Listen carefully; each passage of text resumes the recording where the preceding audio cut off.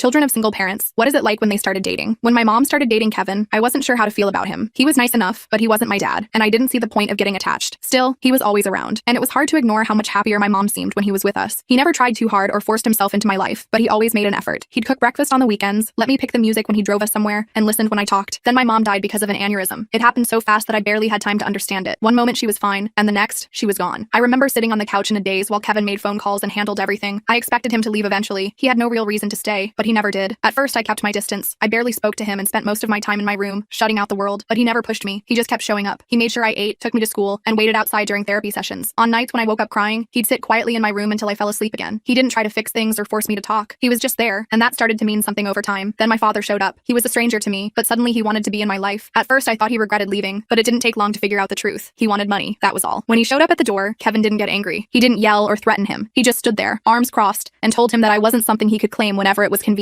His voice was calm, but his words cut through the air like steel. She's not some check you get to cash. She's my kid. That was the moment everything changed for me. I had spent so long keeping a wall up, afraid to let anyone in, but Kevin had never given up on me. Later that night, I asked him if he would adopt me. His face softened, and for a second, I thought he might cry, but he just smiled and pulled me into a tight hug. I barely had time to get the words out before I called him Dad for the first time. I had lost so much, but in that moment, I knew I hadn't lost everything.